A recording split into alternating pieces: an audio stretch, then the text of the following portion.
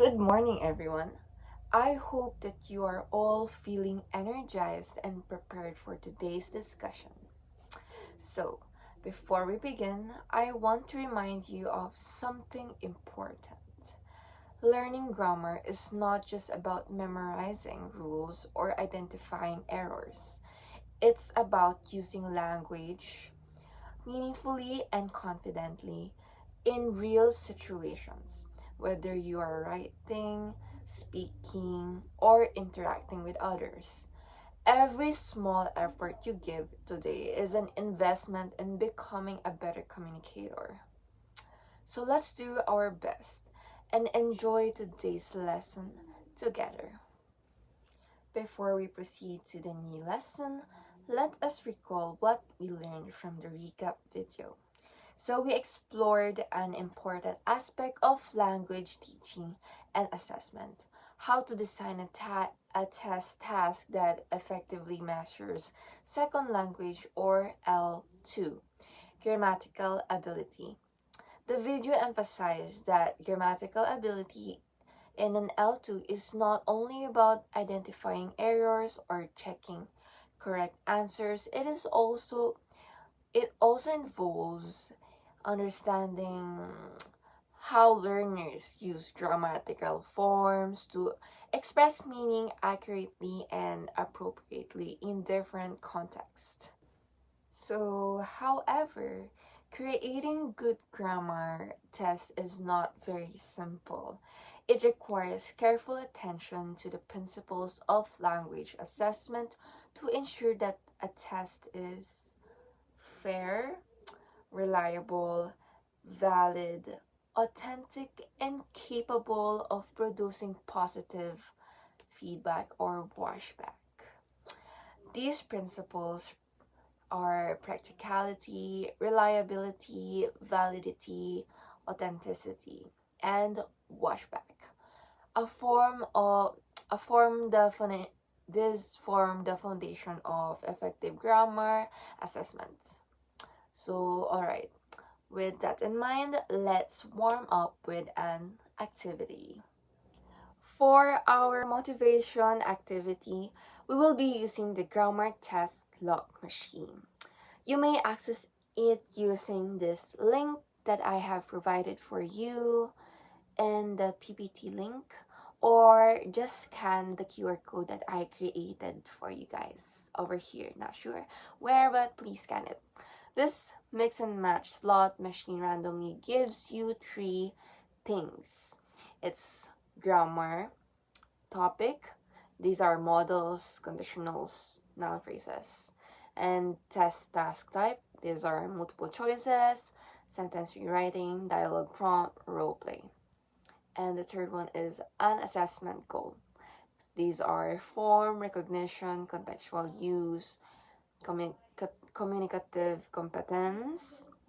You will click spin and the slot machine will generate a combination for you. So if you don't see the spin button, it's okay. You can just tap on the randomized word, the moving words.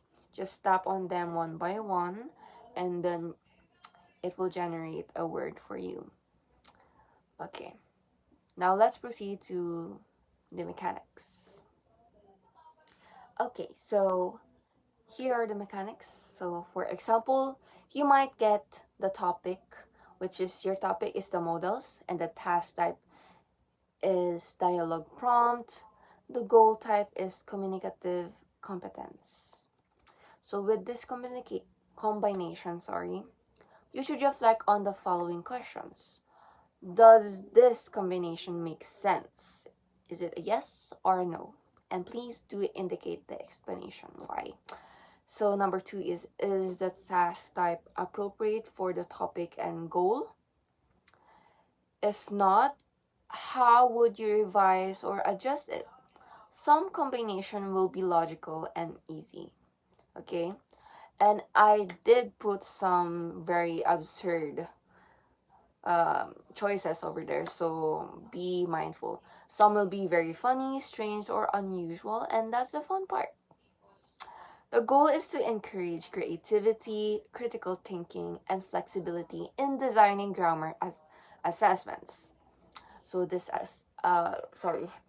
activity makes grammar testing more engaging and helps us understand how different components of a test work together. And if you are actually watching, the I recommend that you only answer one type of game. We're going to check it because there is additional point that will be given to you in your quiz, okay? If you participate in the comment section of our post in the G Classroom.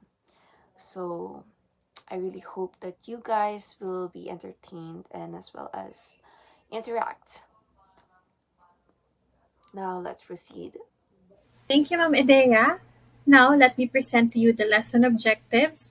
At the end of the discussion, students will be able to first understand how each criterion, like the reliability, authenticity, applies to real-life L2 grammar testing situations. Second, you are to select appropriate test task and scoring method based on the intended L2 grammar construct being assessed. And lastly, you will reflect on the importance of developing L2 grammar tests that are fair, meaningful, and learner centered.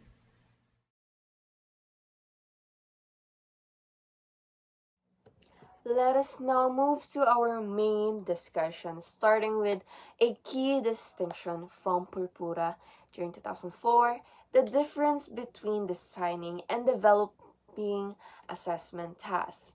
So let's go for designing.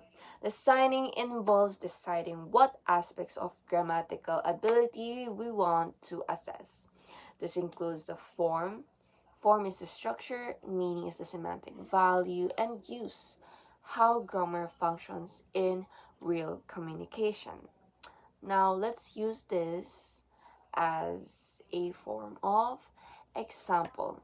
So if we choose to assess modal verbs, we need to consider the form to structure of modal constructions, the meaning levels of obligation and possibility, use how models appear in polite requests or suggestions in real conversations. And now let's move on to letter B, which is developing.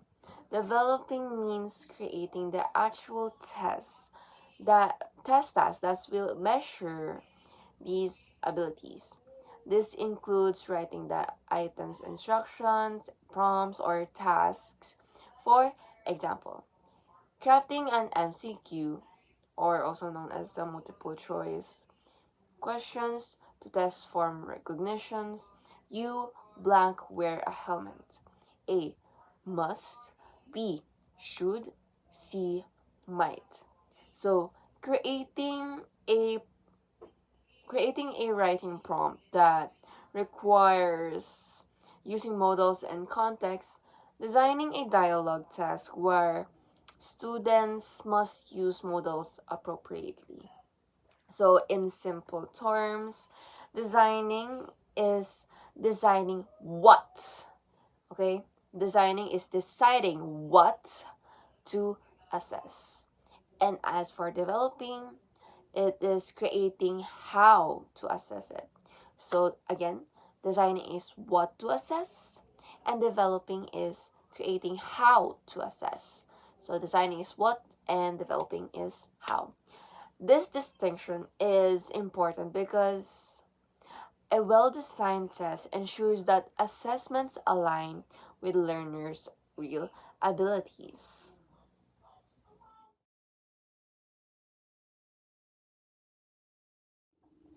Next, let's proceed to criteria for a useful grammar test by Purpura during 2004. So Purpura explains that for a grammar test to be truly useful, it must meet 6 major criteria. So these ensures that the assessment is fair, accurate, realistic, meaningful, and manageable for both teachers and learners. So our first criteria should be about reliability. So reliability refers to the consistency, stability, and dependability of test results. So a reliable test ensures that scores are not affected by irrelevant factors such as test takers, mood, unclear instructions, ambiguous items, inconsistent scoring differences in test administration. If a test is reliable, students who have the same level of grammar ability should consistently get similar scores, even if they take the test on a different day. They take a different version of the same test. The test is checked by different teachers. Purpura emphasizes that if results keep changing without a real change in ability, the test cannot be trusted. Okay, so here are the examples. 2 students with equal knowledge of models take the test on Monday and again on Friday, both times. Their scores remain close. This shows high reliability.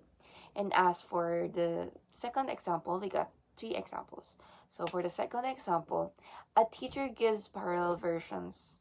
Okay, so for version A and version B. A test on the past tense.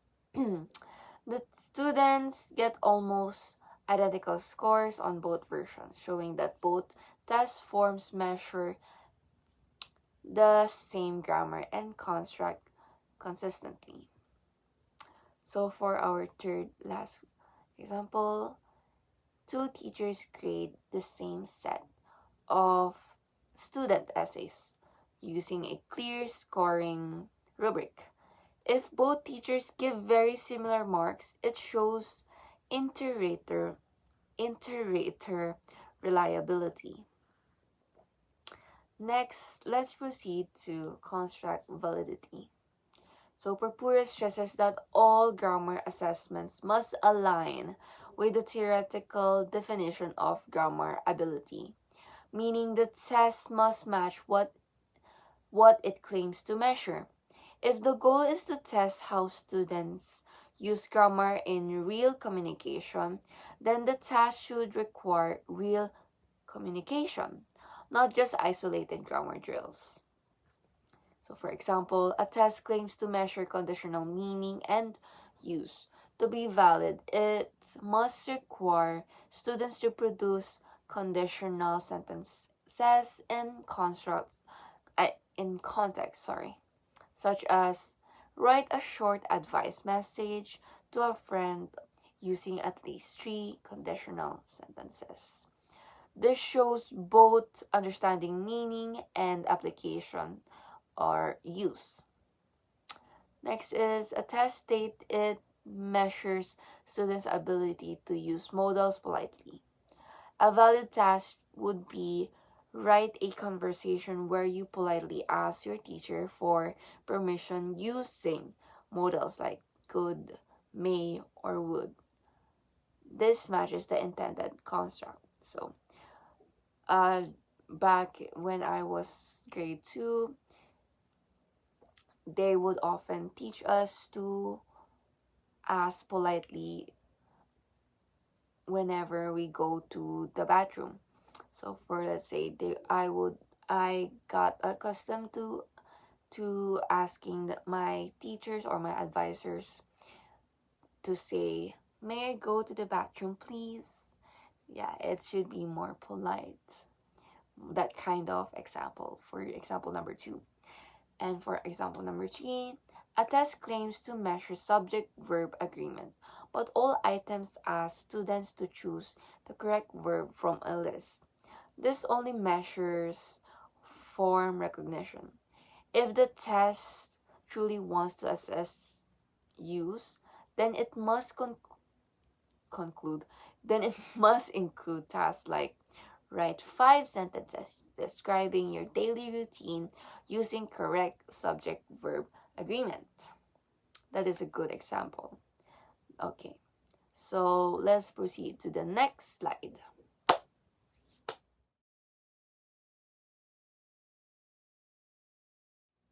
So for the third criteria, it is called the authenticity. So authenticity refers to how closely a test task resembles real life communication or actual language used outside the classroom. So according to Purpura, grammar tests should not only focus on isolated rules. They should reflect meaning, real life or real world situations where grammar is naturally used. Authentic tasks helps learners see the purpose of grammar, connecting assessment to everyday communication. So a good example of this is an email task. Instead of giving students a sentence like blank, you help me with my homework later, an authentic task would be write an email to a classmate requesting help. Use modals such as could, would, or can. That is a very witty example. Next is realistic dialogue. Rather than writing sentences in the passive voice, students could be asked to create a news report describing an incident using passive voice structure. Okay, how Kuya Kim uses his voice whenever he's on TV or he's live on TV. You would notice the sudden changes in the voices, especially to the people in news anchoring. Okay. Next is survival scenario. So for conditionals, instead of choosing to correct form, students could write a survival plan using at least 5 conditional sentences. If I were, or if it's sunny, if it rains, it's more of like a it's least the things that are very conditional. Okay, these mirror real life communication rather than artificial real type questions. Let's say if you were to survive a zombie apocalypse, what would you do? And the students would list down conditional sentences. All right. Next, let's go for interactiveness. Okay, so interactiveness refers to how much a test engages the learner's cognitive, metacognitive, and linguistic processes. So, a highly interactive task requires students to think, plan, and make decisions. Draw on their grammar knowledge, apply grammar to a meaningful situation, monitor and adjust their language as they go. So Purpura emphasizes that grammatical ability is not only about about knowing forms. It involves how learners engage and mentally with the task. So first example is news reporter roleplay. Students are asked to act as reporters delivering a news update using passive construction. Okay? This requires them to plan what to say, monitor their grammar, deliver the report clearly, adjust as needed. Second is problem-solving tasks. Students work in pairs to solve a puzzle or a mystery using conditional sentences. They must negotiate, hypothesize, and collaborate while applying grammar. Picture-based tasks. Students look at a picture sequence and create a story using past tenses. They must recall grammar rules, plan the narrative, and choose correct forms. So that is the third example for interactiveness.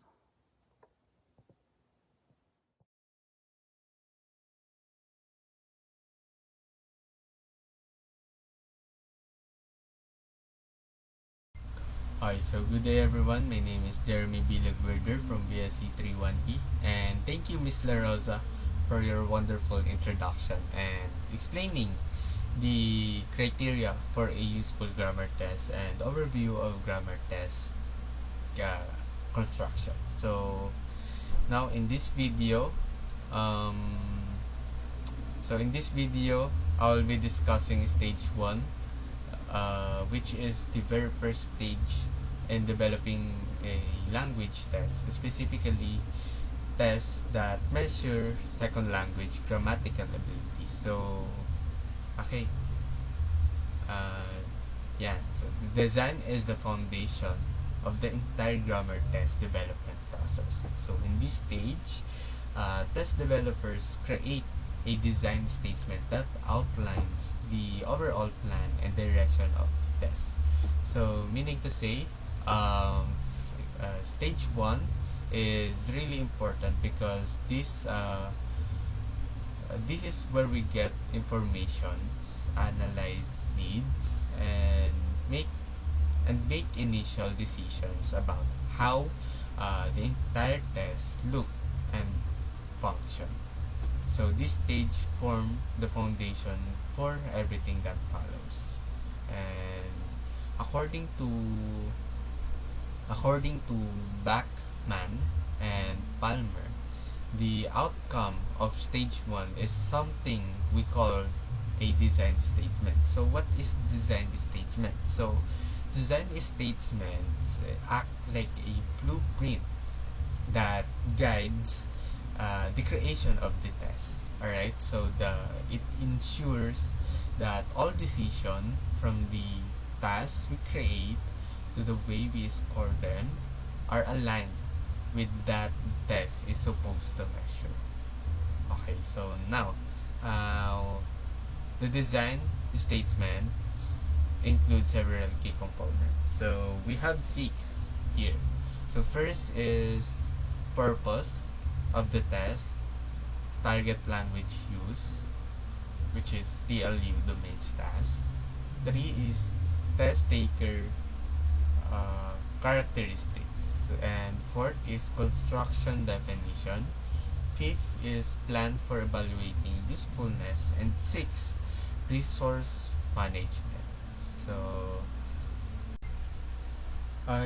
first is the purpose of the test. So the purpose of the test is to measure learners' ability to accurately and appropriately use grammatical forms and meanings in target language use in TLU situations. So specifically, the test aims to first is measure how well learners use grammatical form and meanings in real life, in real or instructional tasks. So meaning to say, this means the test is not just checking if learners can remember grammar rules, but it is checking if they can use grammar correctly in meaningful situations. So this focus is on language in action, not just the definitions. Alright, so instructional task refers to the school-related tasks, just like writing paragraphs, answering comprehension questions, or participating in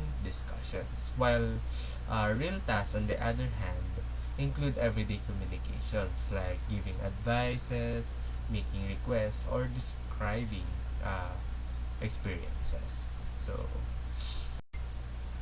next is check the accuracy and appropriateness of their grammar in target situation. So, meaning to say, this part of the purpose focuses on evaluating not only whether learning can use the correct grammar forms, but also whether they can use those forms in a way that fit the specific communication context. So, in accuracy, accuracy means the correctness of the grammar structure itself, whether the students follow the rules of uh, verb tenses, subject verb agreement, sentence structure, and other grammar features. So it checks if the form is technically correct and free from grammatical errors. So inappropriate, on the other hand, goes beyond correctness. Alright, so it refers to whether the grammar matches the tone, the purpose, and social context. Uh, the social context of these situations. Alright, so even if a sentence is grammatically correct, it may still be inappropriate if it does not fit the formality, level, intention, and relationship between speakers. So next is provide information on learners' strengths and weaknesses in grammatical ability. So this part emphasizes that the test is not only meant to measure what students know, but also to reveal which areas of grammar they have mastered and which areas need improvement.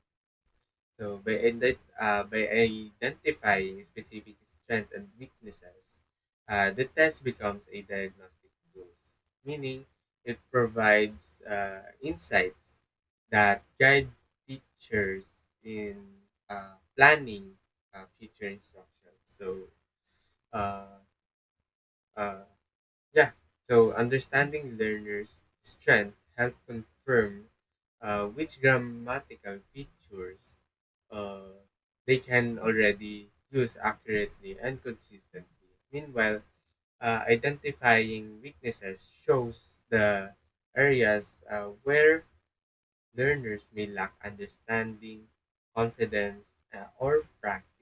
So these weaknesses could involve forms, meanings, and or the correct use of grammar in context. So next is support decision for placement, progress monitoring, or achievement. So this part it explains how the test result will be used.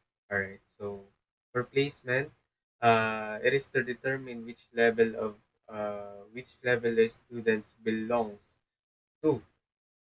For example, regular class versus remedial class. So where are they belong? Alright. So next is progress monitoring. So progress monitoring is to check improvement over time. If they're improving on their midterm or on their weekly quizzes. So next is achievement. So achievement is to measure how much a student learned from a lesson. All right.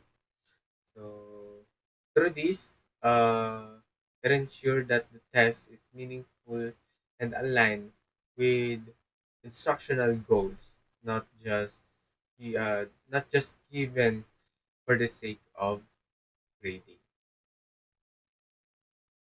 Okay, so next is target language use or TLU domain tasks. TLU domain tasks are the real life or instructional situation where learners are expected to use the language. So TLU tasks are the specific activities that represent those situations. So meaning to say, TLU or target language use is refers to the situations where learners are expected to use actually uh, actually use English, either inside the classroom or in real life communication. So in test design, identifying the TLU domains is very important. Why? Because it ensures that the grammar mm, that the grammar we test is truly useful outside the test. For a grammar test, this includes first is instructional domains. So tasks such as classroom discussion, quizzes, essays, lab reports, or written exercises. Ayan, so um, in instructional domains includes all the situation where students use grammar as part of their academic works because this happened inside the classroom and uh, yeah inside the classroom during school activities or while completing the academic requirements. So these tasks help teachers evaluate whether students can use grammar to accomplish school-related communication goals. So these tasks often require accuracy, clarity, and organized communication, and they reflect how grammar is used, instructed, and educational in educational settings.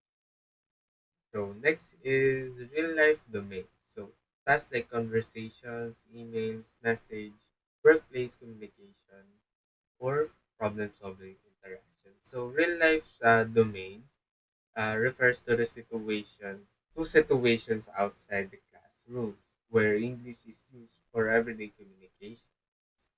Alright, so these tasks reflect authentic language use. So the type of communication that the students might encounter in social, personal, or professional settings. So the language here must be both accurate and appropriate depending on the context. So next is what is the next?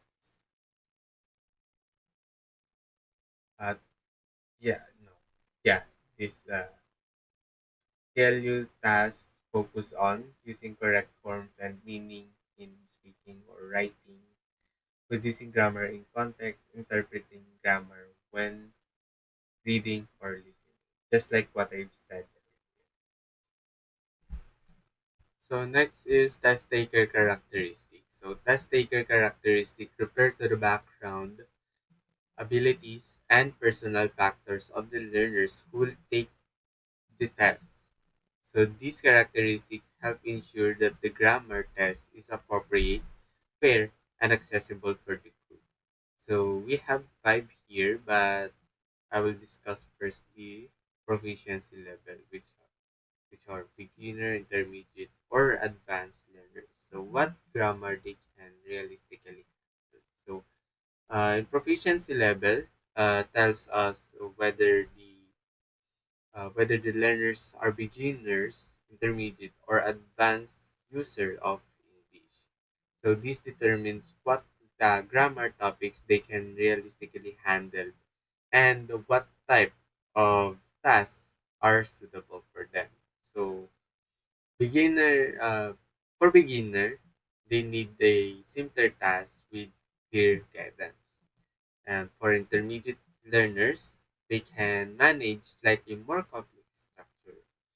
And lastly, for advanced learners, they can handle open-ended and authentic tasks. So next is age group. So age group including children, teens, or adults, which affect task difficulty and topic relevance. So meaning to say, age affect how we design tests.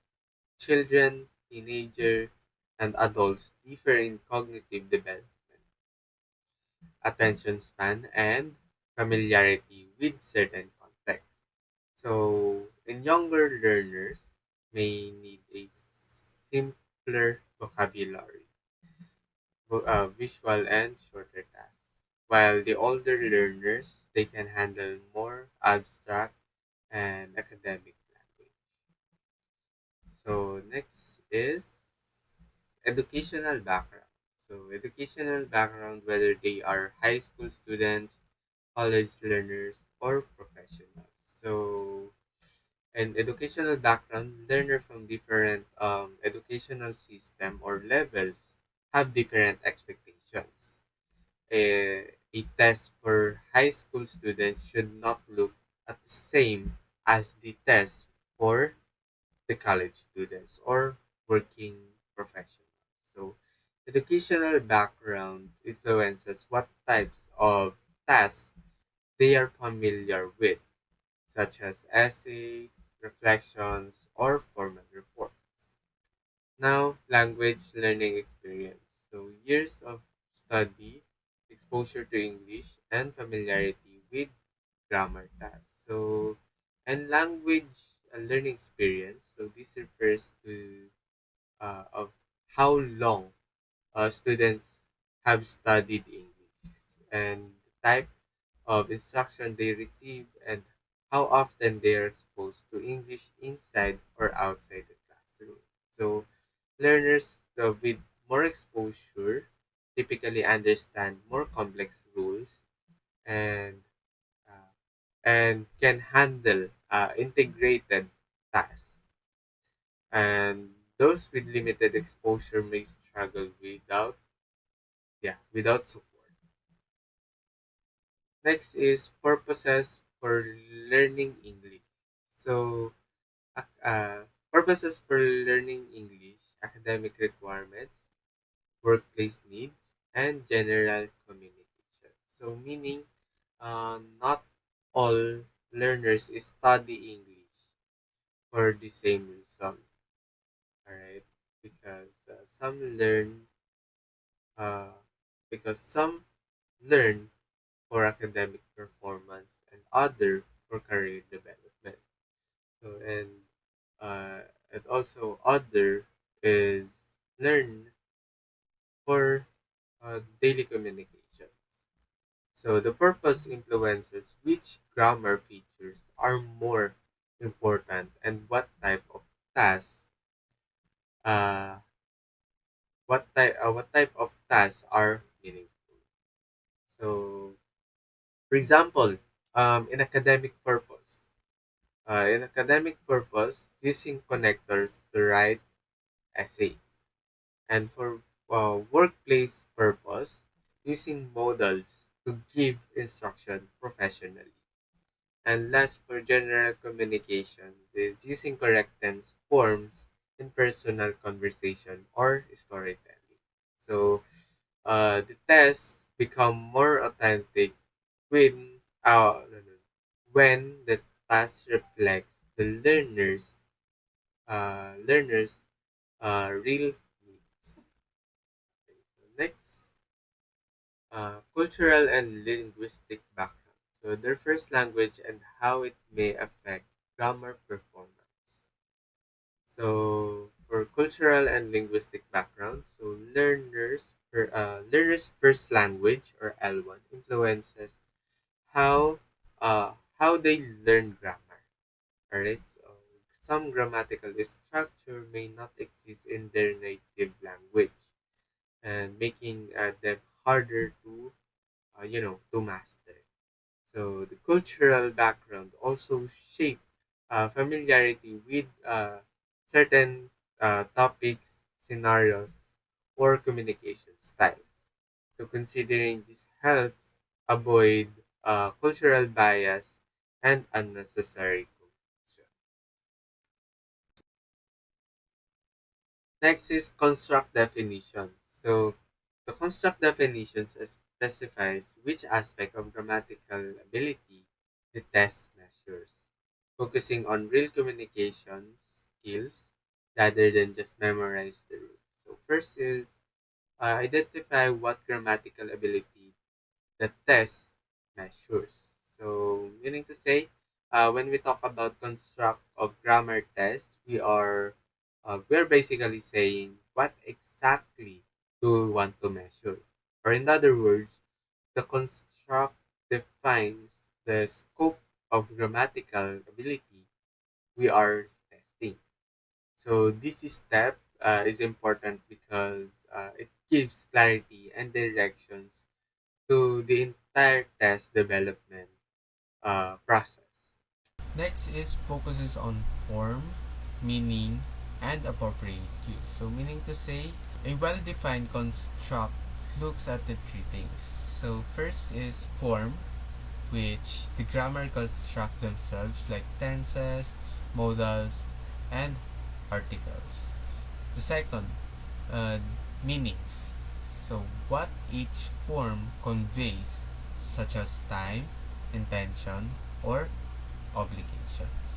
And third, the appropriate use. So how learners apply this form in real life situations, whether in writing or speaking, so that grammar is not just correct but also contextually meaningful. Next is ensure grammar is tested in real communication, not just memorized rules. So meaning to say, one key principle is that grammar should be tested as it is actually used. So many traditional tests focus on isolated rules or multiple choice questions, but that doesn't show whether learners can use grammar in meaningful communication. So, by aligning the test in real life or instructional tasks, we make sure it measures the actual um, ability, not just memory. Okay. Okay. So next, guides the creation of valid and aligned test tasks. So meaning to say, once the construct is clear, it acts as a guide for design the test task. So every task we include, whether it's writing a short paragraph, filling in gaps, or constructing sentences, it should reflect what the constructs say we want to measure. Okay? So this ensures that the test is valid, meaning it really measures what it's supposed to measure. Okay, so next, help maintains fairness and relevance for the test takers. So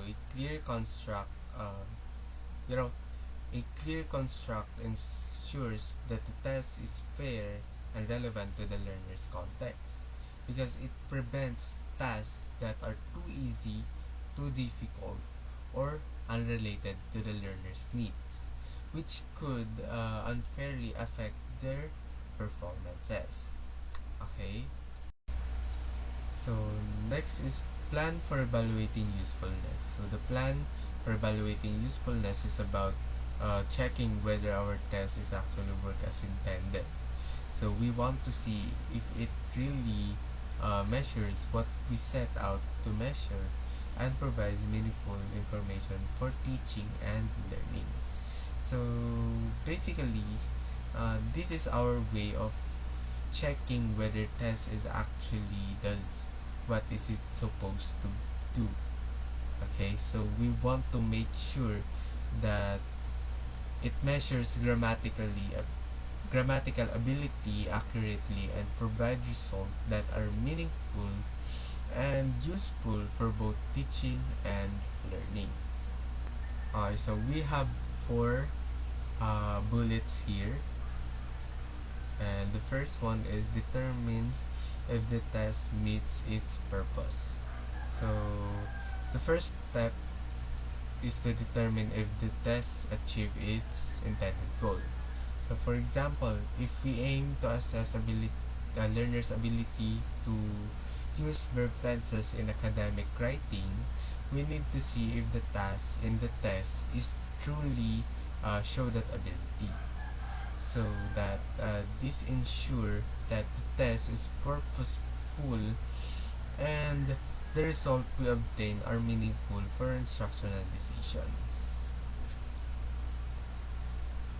Next is check reliability and validity. So we examine reliability and validity. So reliability ensures that the test give consistent result, when taken by different groups or at different times. Validity checks if the test measures what it is intended to measure.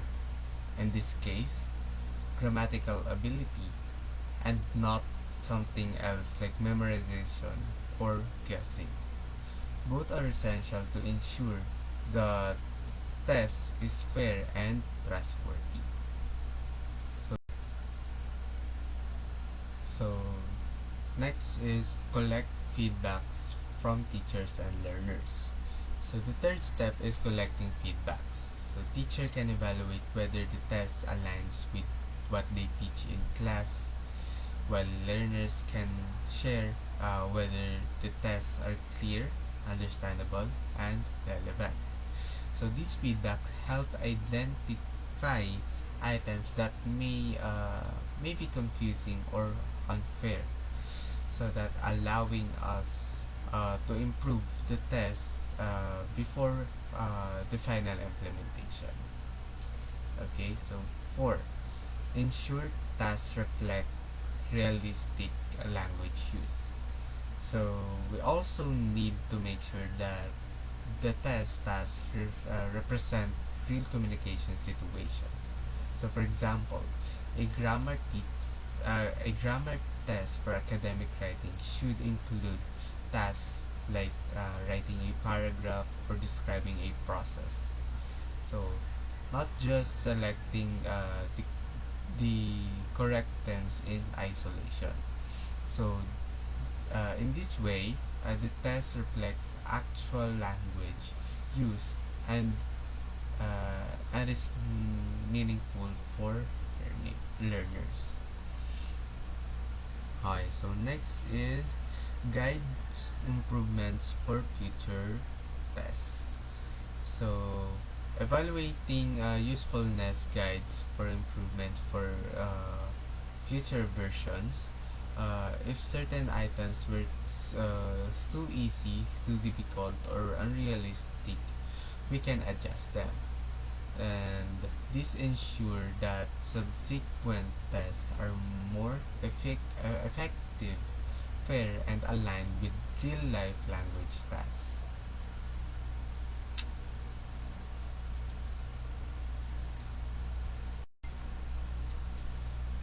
Last, resource management. Resource management refers to the planning and organizing the materials, time, personnel, and other resources needed to develop and administer the test effectively. It ensures that the test can be created and conducted smoothly without unnecessary delays, costs, or difficulties. So we have a 4 bullets again, and I, I, uh, I'd like to discuss the resource management first. So um, this is very important part of the test design, because even if a test is well designed and valid, it won't work properly without proper resources. Because resource management is all about planning and organizing the materials, time, personnel, and other things needed to develop, prepare, and administer the test successfully.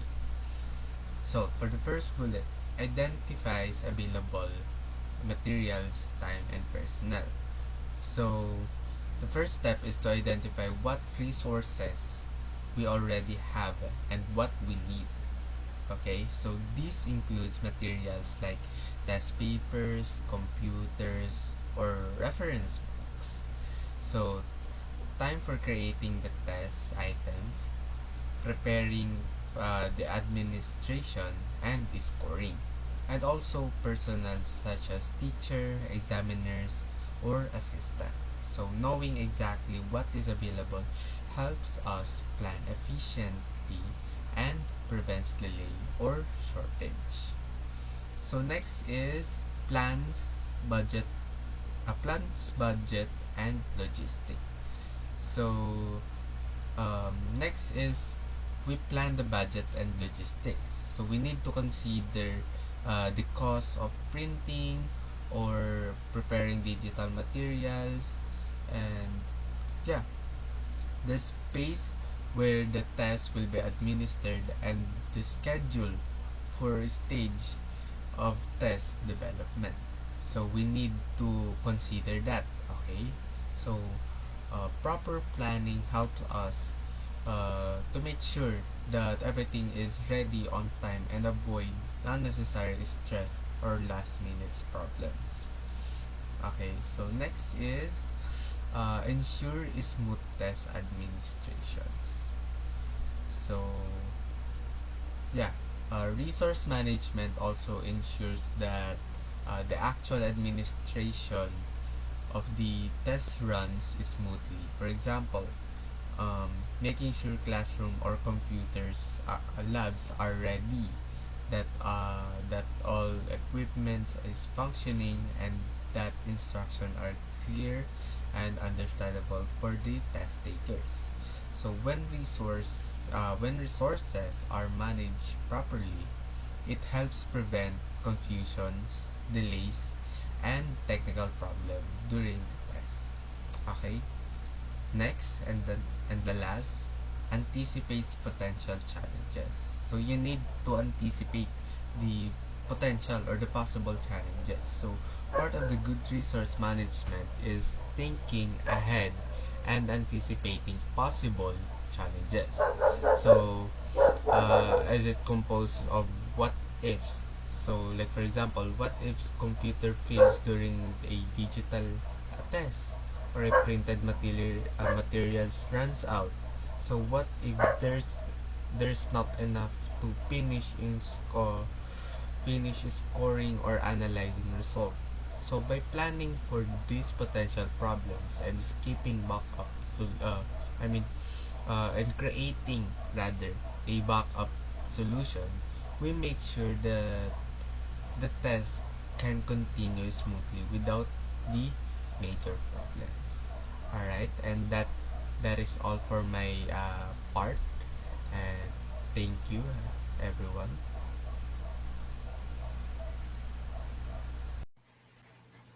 Thank you, Sir Jeremy. We're done with stage one, where we decided the purpose of the test and what exactly we want to measure. Now we are in stage two, and here we bring all those decisions to life. So this is where the test begins to take shape. So this is where we write task, assemble the test, and plan the scoring. So basically, we operate everything. And this is why it's called the operationalization stage. So, what is operationalization? So, this is a process that describes how an entire test involving several grammar tasks is assembled, and how the individual tasks are specified, written, and scored. So, operationalization is simply the process of turning our test design into an actual test. So, this includes writing the items, creating instructions, describing each task clearly, and deciding how each response will be scored. So, by the end of the stage, we should have a test draft that's ready for tryout. And also, we have the blueprint. So, this is the outcome of the operationalization phase, including scoring materials and a draft version. So, this will be our blueprint for item writing and scoring. So, this is similar, or this is the same with our table of specifications, the one we discussed in assessment of learning 1 and 2.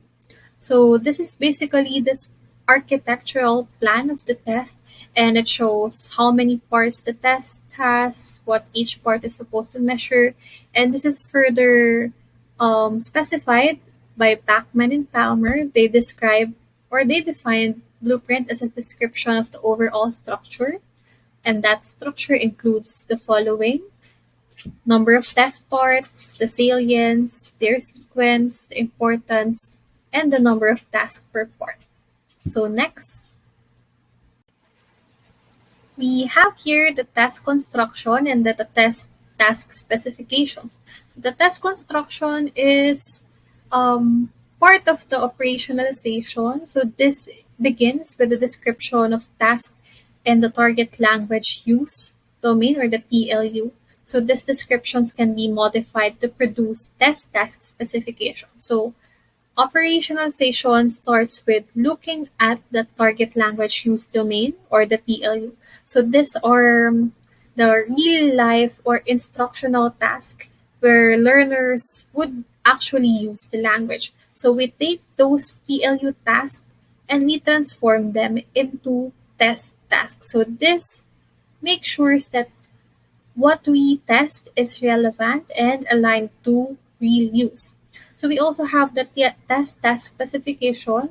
So this is the detailed list of characteristics. This provides means of creating parallel forms of the same test, and it ensures alignment of objectives to test items. It is a focal point around which test developers can debate, negotiate, and reach a consensus for the final shape of the test. Each test task needs its own specification because a specification describes the purpose of the task, the grammar construct being measured, the input, the expected output, the time limit, and how it will be scored. So these specifications help everyone involved in test writing follow the same standards, meaning if two different teachers are given the same test task specifications, they should be able to create parallel forms of the same test, meaning it's not the same because it's written by different test makers, but it is parallel. It measures both skills and it has the same outcome in terms of the specifications. So we have here the descriptions, the purpose, construct, characteristics, time allotment, and I will be showing that in the next slides. I have here a visualization of how the descriptions would be used in actual tests. So this is from the book of Purpura. First, you see the test purposes. Is it for inferences or about making inferences about the test taker's knowledge? You also have here decisions. Is this is the results to be used to assign one of the three grades in a course? For example, this would be part of your grade, and this will make up 20% of that. And then this also shows the impact. So the information will be used to promote further learning and to inform more focused instruction.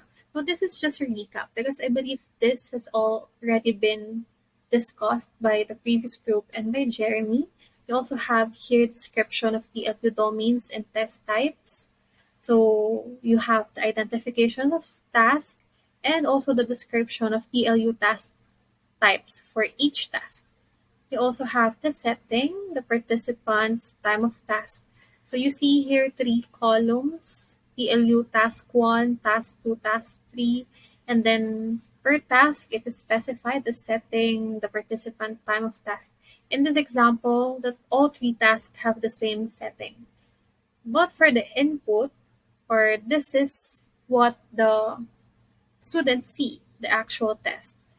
The three tasks have different channels or same channel still, same form, in channel audio or visual, form, language. Then next slide.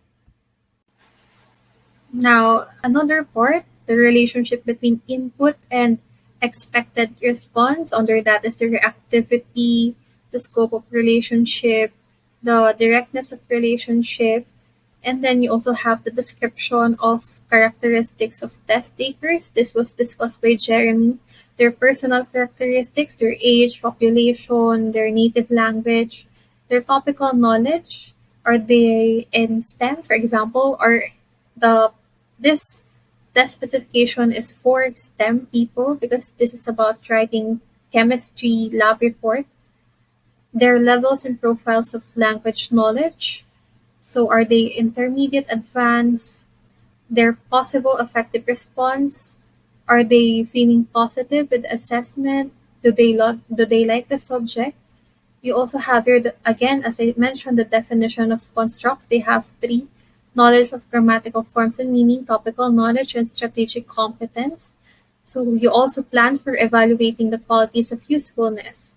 So this was mentioned by Edea in the previous group, the principles. So meaning, even the principles is seen in your test specifications.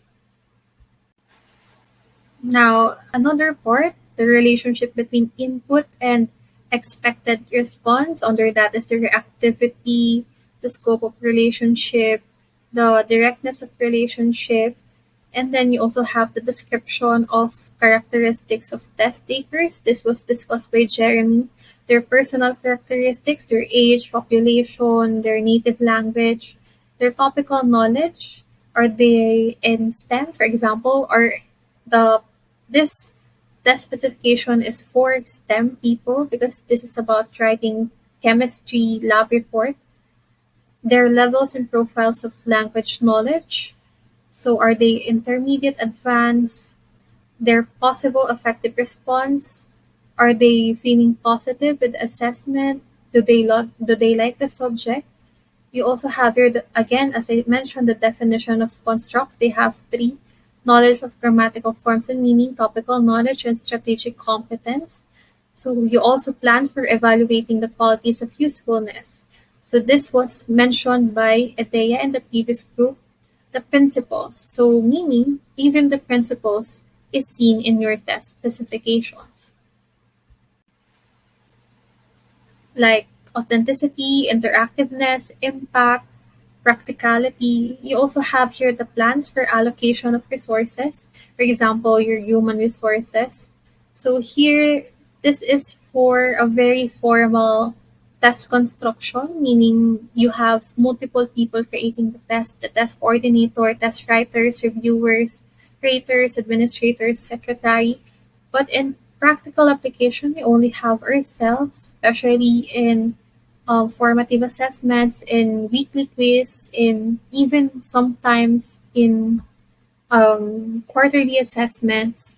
So this, I believe, is more suited for those who have a formalized test creation process. One example for that would be in Tarabasa. So who among you joined Tarabasa? So me too as well. We have the post test and pre-test. I believe those tests underwent this process. They have the test coordinator, test writer, reviewers before we were able to utilize it and facilitate the exam or the quizzes with our students. So we also have here the space resources, how many classrooms, equipments, cost, test development timeline. So again, in your table of specifications or in your test specification, everything is specified, super specific. Now I have here the overall structure of the chemistry lab test. So this is just the overall structure of that test specifications that you've seen. You have the task component and its purpose. You have there the parts. Part 1, verb forms task. Part 2, logical connector task. And part 3, lab report task. So you also see the constructs under there: grammatical form, meaning, rhetorical meaning, and then the topic, the type of input and expected response. Input, expected response. So for example, the input is the item sentences and the response is their selected response. Your input for test 2 is the item sentences with caps. So meaning when you wrote this in the actual writing of test, it could be fill in the blanks. So the response with that, or the expected response to that, would be the limited production test type, and so on. You also have here the weight, 25%, 25%, 50%, the length, 10 items, 10 items, and the time specified, and the scoring. For the scoring, I will be discussing that in the next part.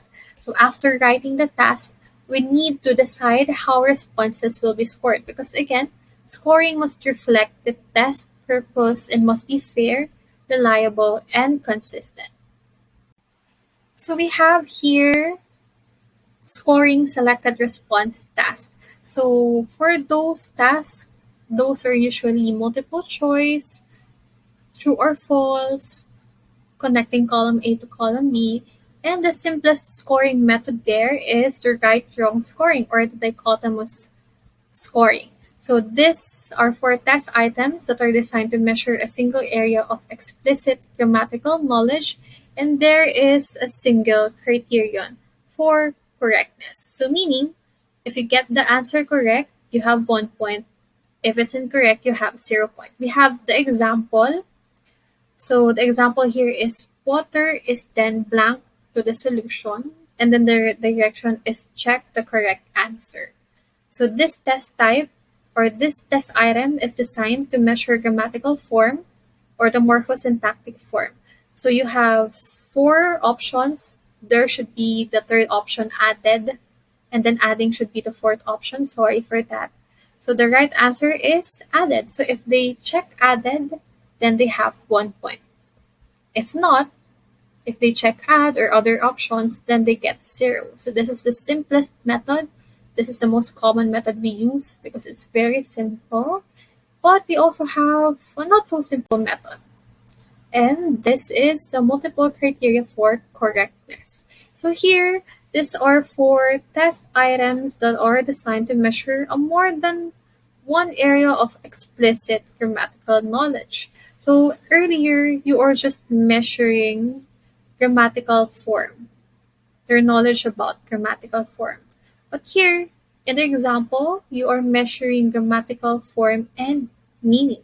Same type of exam, checking the correct answer, multiple choice, four options. So this blank, the litmus paper blue, turned, makes, change, produces. The correct answer there is turned. So I have here in the next slide a table for your criteria. So you could just score it, like the previous one, 1 point for turn because it's the most correct answer. But here, if you use multiple criteria, we check not just the morphosyntactic accuracy but also the lexical meaningfulness. So 1 point for each. So for example, your student answered turn. You give them 1 point for morphosyntactic accuracy and 1 point for lexical meaningfulness. So these points are specified. If they answered makes, it's accurate in the morphosyntactic form, but it's not the best suited for lexical meaningfulness. So if we put that in the sentence, this makes the litmus paper blue. So it's not the best in conveying the meaning.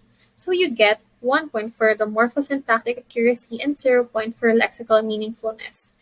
For change, you get 0 points for the accuracy in morphosyntactic because this changed the litmus paper blue. So the form is not correct. And however, it makes sense. So you have 1 point for lexical meaningfulness. Next, you have produces. So that's not correct accurately in form and also in meaningfulness. So that's 0. So here, again, every criteria you give 1 point. On the next slide, now, if in the previous slide you give 1 point for each criteria, here in partial credit scoring, there are still multiple criteria, the process is still the same, but instead of giving 2 scores for each criteria, you give a single score for each response. So instead of 1 point for morphosyntactic accuracy, 1 point for lexical meaningfulness, erase that. You just put there the total score, turned 2 points. Makes 1 point, change 1 point, produces 0 point.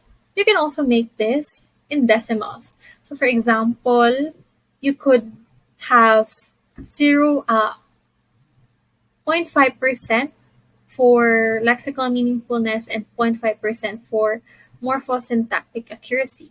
So turn, you get 1 point, mix, you get 0.5 points, change, you get 0.5 point, and for produces 0 point. So that's how partial credit scoring works. You give only a single score for each response, unlike those in the multiple criteria for correctness where each criteria is specified in the scoring. Now, we also have the domain of response choice. So, aside from scoring selected response grammar task, we can use the domain of response choices in selected response task to measure different levels of grammatical knowledge. So, for example, we have here two statements. Water is then added. We then added water. So, this could be both right. And when test takers need to make subtle distinctions between the answer choices like this one, the items could conceivably be more difficult. So what we can do is to specify in our instruction which only one is the clear best. So in the instructions, instead of what is the right blah blah blah, you can write there which is the best, most, or the most appropriate, and then so that even though both could be right, you know that students are supposed to pick the most appropriate one. So here, for example, in the task that we shared earlier, they are writing chemistry laboratory reports. For that, they should use passive voice. So, or passive form. So here, the most suited one is water is then added compared to the active one, we then added water. So again, while both are grammatically correct, the passive construction may be more appropriate in formal lab report contexts. And according to Purpura, tasks that require students to make finer distinctions should be described in the specification. So if you have this kind of confusing choice where they would be thinking about whether what is right or wrong because it seems right for both options, it should be specified in your table of specifications. Next, so we're done with selected response task. So we move on to limited production task. Again, what are those test types? Right, fill in the blanks. So we have here a fill in the blank kind of item. The direction is to complete the paragraph with best answer for the context. Again, best answer for the context. That's a good way to write your instruction. Write the answer on the line. So we have here a gram of salt was first poured into the solution, blank, and the solution was shaken vigorously, blank. It turned green. This took about 5 seconds. So here, imagine the responses your students would give. So for one, they could use then, next, after that. A gram of salt was first poured into the solution. Then the solution was shaken vigorously, or next, the solution was shaken vigorously, or after that, the solution was shaken vigorously. So how would you check that? If they would give multiple responses, you have 20 students, many of them have varied responses. How would you check that? In number two, they could give until, after which, for example, until it turned green, after which it turned green. So what would be your criterion? According to Purpura, if you only want to have one criterion, that should be cohesive meaning. It means that their message is relayed meaningfully. So it's relevant, the message is relevant, the message does not change, it was effectively sent and relayed. But if you would want to have multiple criterion, you can use again full, partial, but your criterions would be or could be first the cohesion. It should not be, it's a staple. It's not removable. There's a word like that. spelling, grammatical form. So for example, I want this exam to be 2 points each. So I would say cohesion 1 point, 0.5 point per spelling, grammatical form 0.5. So in total, that would be 2 points per item. So that's how you score this kind of test. Next. Now, for slightly longer responses, for a limited production task, we have an example here that is designed to measure grammatical form and meaning on the discourse level. So here the instruction, complete the conversation the two people are having. Just complete. So you have here customer, excuse me waiter, but I found a hair in my soup. And then the waiter, thank you very much, I'd appreciate that. So this kind of item requires, or you have here an expected response of multi-unit responses because the student's response encompasses one or more clauses already. And for this, the criteria that was given in the example from Purpura is the grammatical form and meaning. So, say this could be 5 points, 3 points for the meaning, and 2 points for the grammatical form. So, like that. Next, I have here a table for the rating scale for the previous slide. So if you would grade that kind of test, you would have to use the rubric or the rating scale, I mean. For grammatical precision, you use this level of control 2 if complete control, 1 if limited control, 0 if little to no control. So you see, everything is very specific. So it's one very simple test item. You complete a dialogue. It's a DCE type. It could be worth 2 points, 3 points, 5 points, but you see the specifications for grammatical precision. You have this. Then I have here for the communicative meaningfulness, same scoring as well, 210. So usually this is the rating scale used for limited production tasks.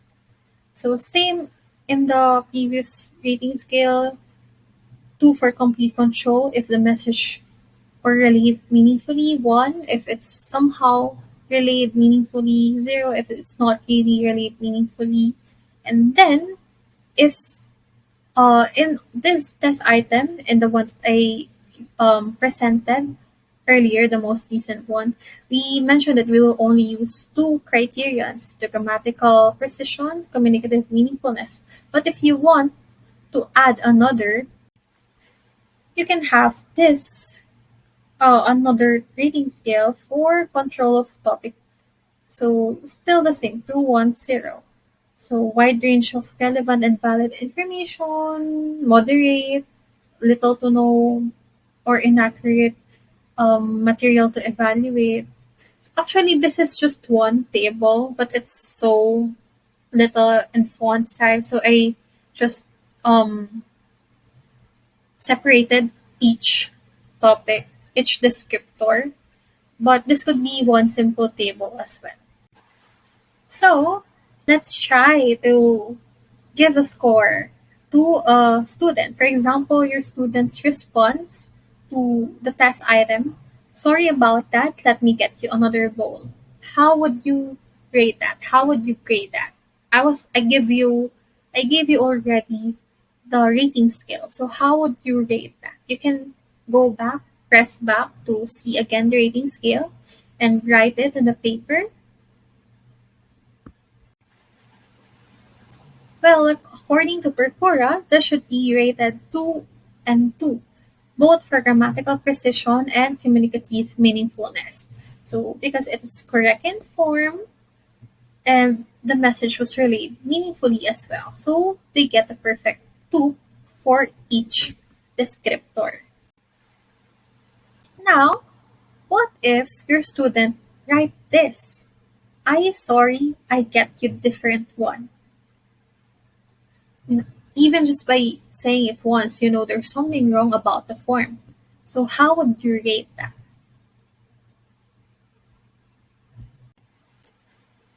So according to Perpor, he would rate it 0 for grammatical precision and for communicative meaningfulness too, because the message was really meaningfully. You still get the idea that is sorry, you would be given another one.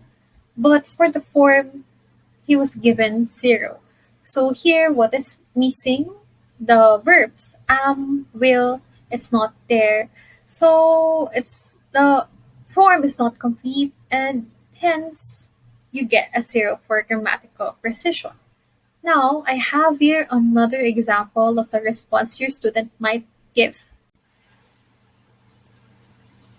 Here, your student said that, okay, lady, let me take it out for you and just get over it.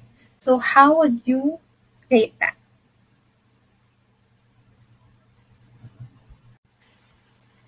Well, according to the book, it would be rated with 2 for grammatical precision and 2 for communicative meaningfulness because the message was still relayed across. You understood the message, the form is correct. However, if you would want to add pragmatic appropriateness, your student would have 0 point. However, for you to have that pragmatic appropriateness, it should have been communicated beforehand. For example, should be part of your instructions. So you can instruct them to respond appropriately. If you remember your instruction there, it says here, complete the conversation the two people are having. So it's not specified there, not it's not specified there to respond appropriately or in context. So adding pragmatic appropriateness is not best for that kind of instruction.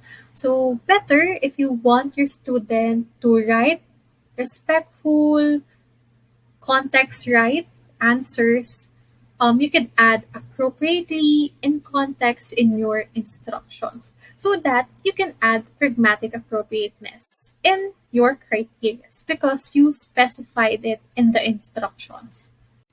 Now, I have here a rating scale for pragmatic effectiveness. That is, if you want to add pragmatic effectiveness in your criteria. Same, still with the previous rating scales, 210 for the level of controls. For the descriptors, you have here 2 for full pragmatic control for the task, meaning they responded in context appropriately. If you're talking to someone um, in as a service crew, of course, you would talk to them respectfully. If you're writing a chemistry lab report, of course, your vocabulary, your tone would be scientific as well. Um, One for limited for partial pragmatic control for the task. 0 if there's limited or no pragmatic control for the task. So pragmatic meaning here in 2 is communicated in a completely appropriate or acceptable way. So for 1, grammar is relatively natural sounding, somehow appropriate, acceptable way. So if it's unacceptable, grammar sound unnatural and awkward, you get a 0. Next, we're done with scoring limited production task. Now we're on to scoring extended production task. So here we use grammatical rating scales. So this consists of a set of numbered categories or criterions. So for example, according to Perpora, for limited production tasks, you usually use the 0.51 scoring or level of controls or 0 to 2, just as I've showed you in the examples. Here, for extended production task, we usually use 0 to 5 or 0 to 10 because this represent different levels of grammatical performance or mastery. Because again, they are now responding with extended production task. in essays, in long forms of responses. So of course, you are able to assess different levels of grammatical performance there. So with this task, they can be scored with reference to a rating scale, most of the time with the rating scale. So this rating scale is specifically designed for its measurement purpose, comes from a theoretical definition of grammatical ability, can be syllabus-based, objectives-based, standards-based notions of grammatical mastery, or from acquisitional notions of interlanguage development. So your rating scale should still be based on something that is, reliable, like theoretical definition of grammatical ability, syllabus, objectives. So you cannot just try it a rating scale or create a rating scale based on, pure hunch, pure vibes.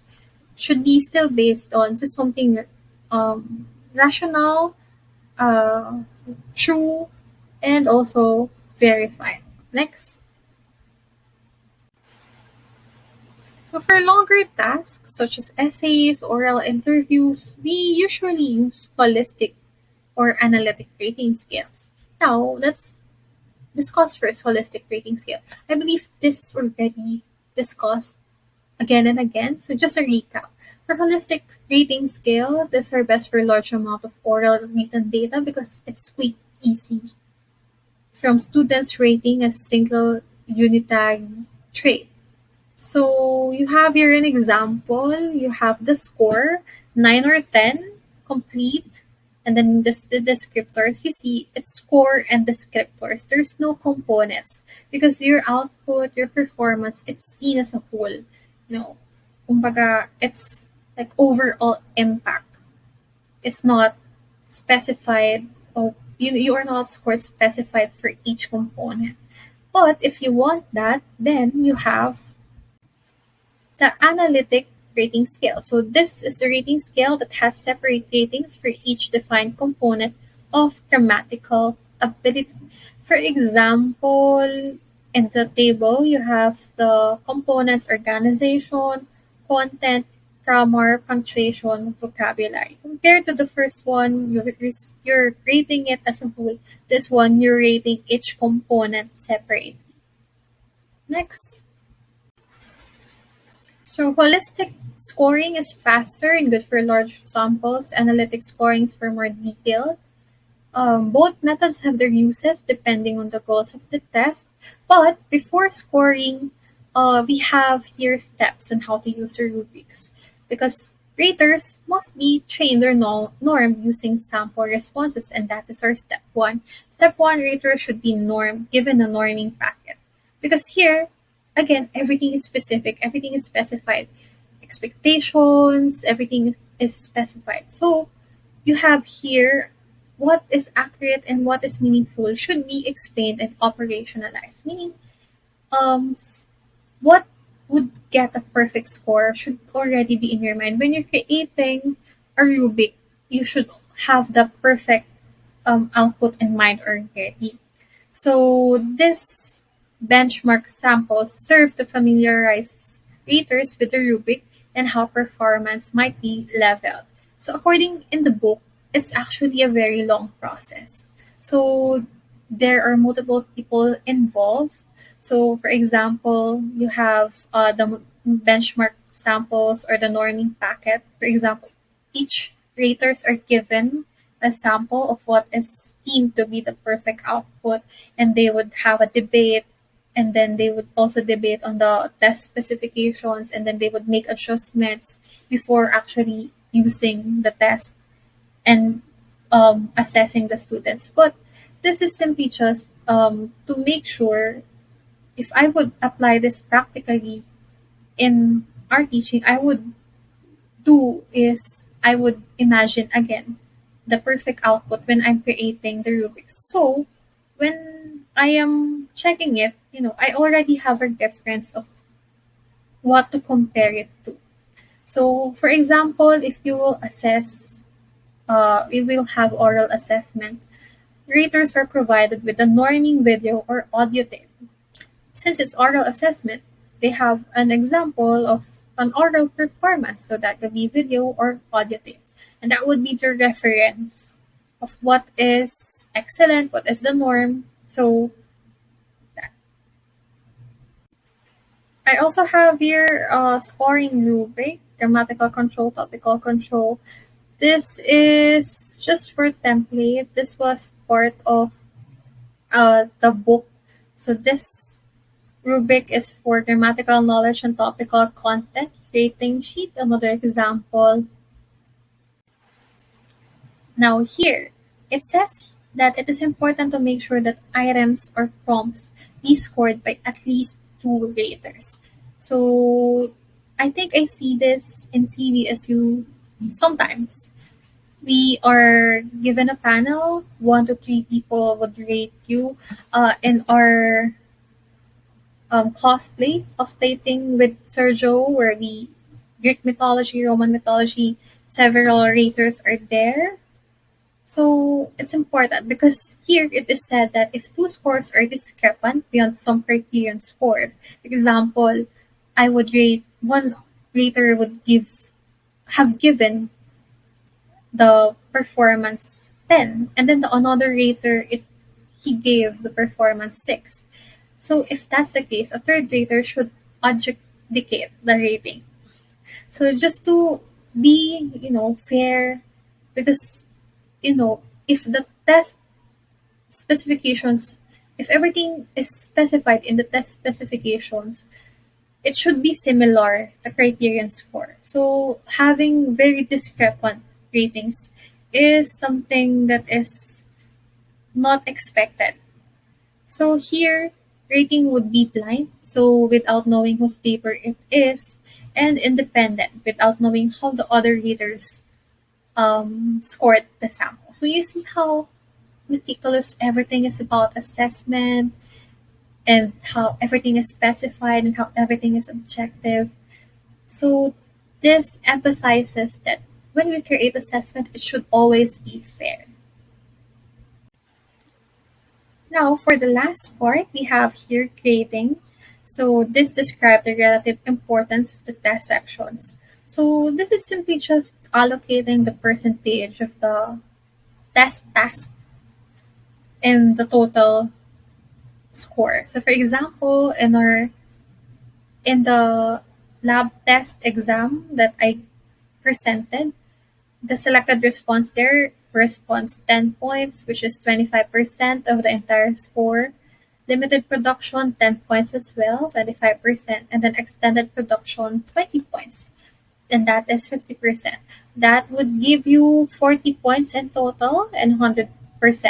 So we have here, this is specified, but this is something we should know already, how to grade. You add up all the points the students earn. For example, you gave him 8, 8, 20. So the score would be 36 over 40.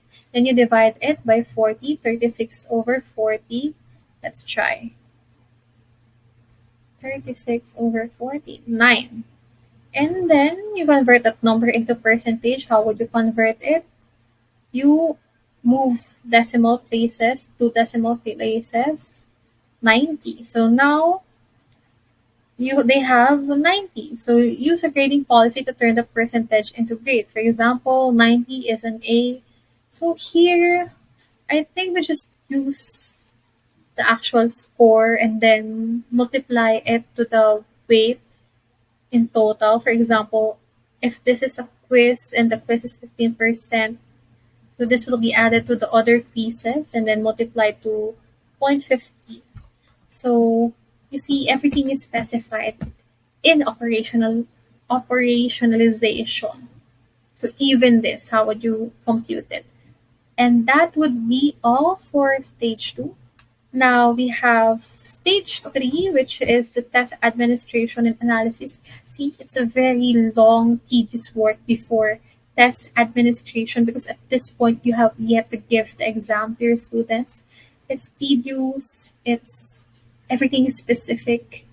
So I hope that everyone learned here in stage 2. I would have Mr. Sir HC Jayson for stage. That will be all. I am handling this.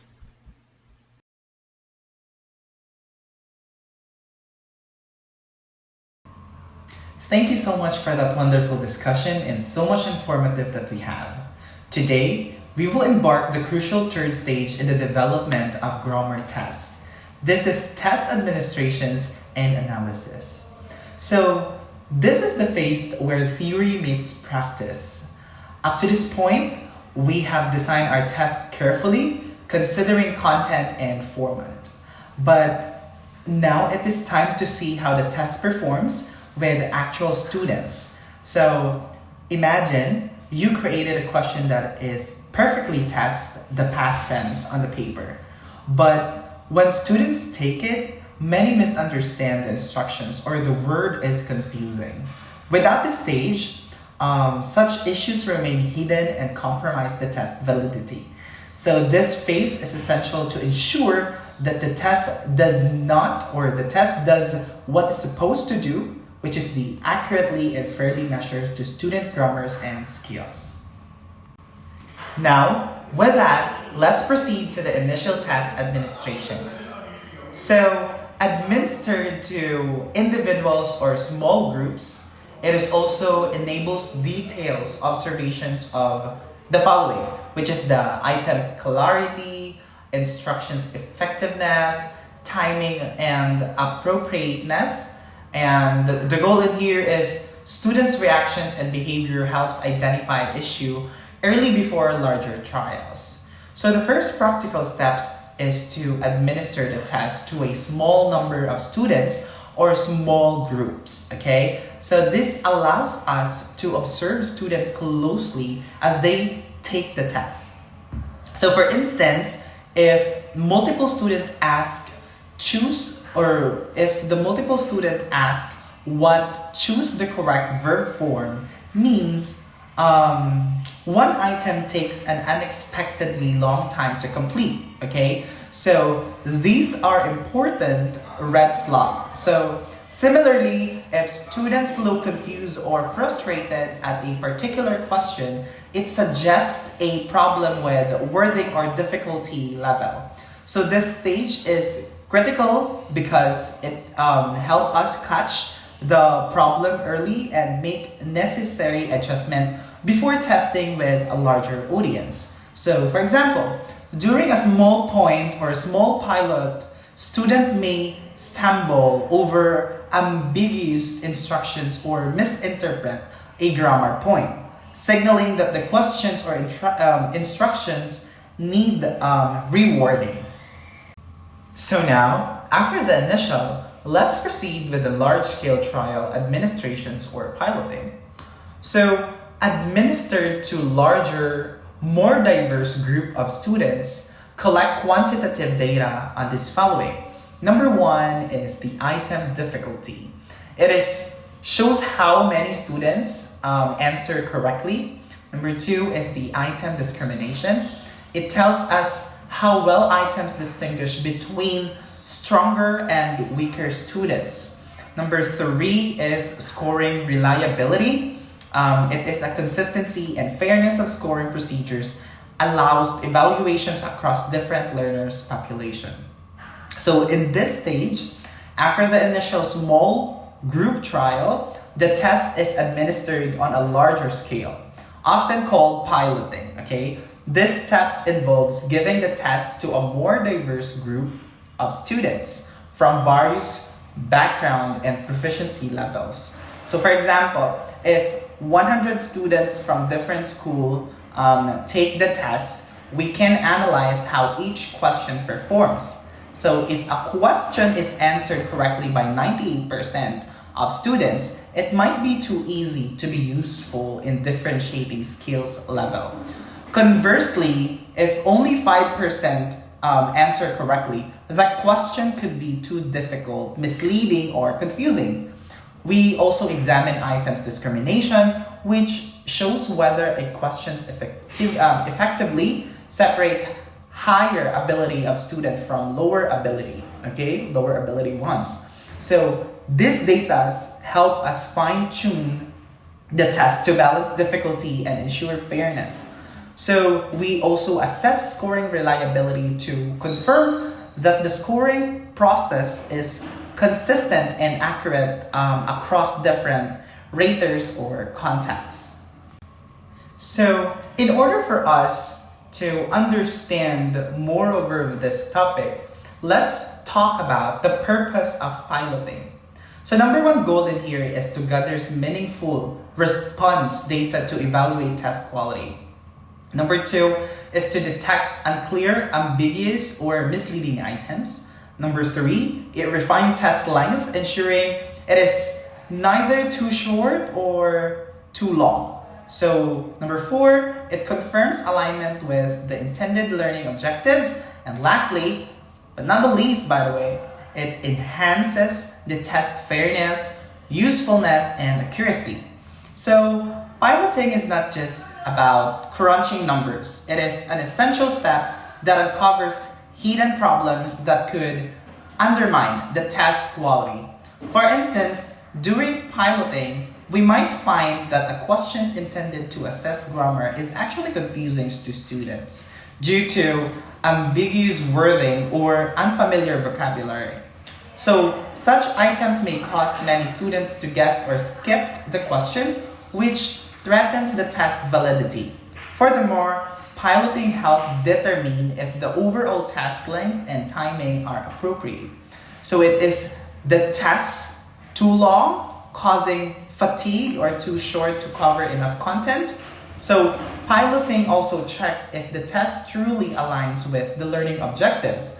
So for example, if our goal is to assess students' use of past tense, but the test questions mainly focus on vocabulary or present tense forms, piloting data will reveal this mismatch. So by addressing these issues, piloting improves the test fairness and ensures it accurately reflects students' ability. So now, let's proceed with the data analysis. So in-depth analysis of response patterns and common errors. So the goal for this one is for the calculations of items, difficulty, and discriminations indices. It is also assessment of test reliability measures like internal consistency. It is also like an identifications of weak items to revise or remove confirmations of strong effective items to retain. So once piloting is complete, we conduct a detailed analysis of the data. So this involves looking at how students answered each questions, what errors were common, and whether questions is reliable, measure the targeted grammar skills. So for example, if a question consistently confuses students leading to unexpected errors or patterns, or does not correlate with overall test performance, it may be a weak items. So we use statistical measures like items difficulty indices to understand how challenging each question is, and item discriminations indices to see how well questions differentiate between stronger and weaker students. So we also check the overall reliability of the test. For instance, internal consistency statistics tells us if all items work together to measure the same construct, weak or misleading questions are then revised or removed to improve the test quality, while strong, clear items are retained. So after the data analysis, let's proceed with revising the tests. So rewarding or clarifying confusing questions, this could follow adjusting scoring rubrics or fairness and consistency, or modifying the structures, incorrect answers or choices to be more possible. So improving instructions for clarity and ease of understanding. Last is the replacing weak items with better alternatives based on data. So based on the data analysis, we revise the test to make it more precise and fair, okay? For example, if students are easily guessing the correct answer because the structures or the wrong choices are obviously incorrect, we redesign this structure to be more believable or challenging. So for instance, replacing good with "wented" as a wrong verb form forces students to think more critically. So we also reword questions that were confusing or ambiguous to improve clarity. So scoring rubrics are adjusted to ensure that all scorers interpret answer consistently, especially for an open-ended questions. Additionally, instructions are refined to reduce misunderstandings, such as explaining exactly what "choose the correct verb form" means. If an item proves too difficult or irrelevant, we replaced it with a better designed questions. So the goal is to polish tests that accurately measures grammar knowledge, and it is user-friendly for students. So next is the high-stake test considerations. So the main goal in here is to require even more rigorous piloting and data analysis. It ensures fairness across different regions, proficiency level, culture, and backgrounds. So it prevents bias or unfair disadvantage to any group, okay? So it also protects test takers from a harmful consequences of faulty items. So for a high-stake test, such as a national exams or university entrance assessment, this stage is especially critical. So because the result can significantly impact students' futures, the test must be fair and accurate for all examiners. So for example, a reading passage containing a culturally specific references when unfamiliar to students from a certain regions may disadvantage to them unfairly, right? So piloting on diverse populations help us review these issues so the test can be revised accordingly, right? So the goal in here is to ensure that no student is unfairly penalized due to language, culture, or background. So in this way, rigorous piloting and analysis protect the integrity of high-stake testing and promote equality. So last but not the least is the classroom context practical limitation. So the goal in here is to give like a limited resources, often restrict extensive piloting. So in here, teachers should interpret test result cautiously and contextually. Okay, it considers external factors such as stress, environment, or students' health. It also avoid making major decisions based on a single test result. Lastly, would be use tests as a part of a comprehensive assessment strategy. So in everyday classroom setting, teachers may not have the time or expertise or resources to conduct through piloting and data analysis, right? It is very practical. Therefore, it is important to interpret test result carefully. So for example, a student may perform poorly on a grammar test because they were tired, anxious, or distracted that day. Not necessarily because they lack understanding. We teachers should consider such external factors before making significant decisions, such as grade retentions or placement changes. Instead, tests should be seen as one piece of the overall assessment puzzle. So complemented by the other's observations, assignments, and discussions. So this balanced approach lead to fairer and more accurate evaluations of students' progress. So to summarize, stage 3 is where the test is put through its paces in real educational settings. So administering and piloting reveals how well the test performs and where it can be improved. So careful data analysis allows us to make informed revisions, enhancing validity and reliability. So high-stake tests demand even more rigorous evaluations to protect fairness for all the students. So meanwhile, classroom teachers play a crucial role in interpreting results thoughtfully considering the whole students and multiple resources of evidence. Okay, so this comprehensive approach ensures testing support learning rather than hindering it. So let's jump in with our conclusion, which is the last part of our discussion right now for stage 3. So stage 3 completes the journey from a test concept to a trustworthy, effective assessment tool by administering the test to real students, piloting on diverse group, analyzing detailed data, and revising carefully. So we ensure the test accurately measures what students know, and this process transforms the test into a powerful instrument that educators can rely on to supporting or support learning. Okay, so guide instructions and make even informed decisions without the critical phase. So test risk being misleading or unfair with it. So we uphold the highest standards of educational assessments. So that's all for me. Thank you so much for listening, and you have a great day. Hey everyone, we're not yet done. It's time for our quiz. Please open your phone's camera or QR code app and point it towards the QR code on the screen. Tap the notifications to open the quiz link, then follow the instructions on the page.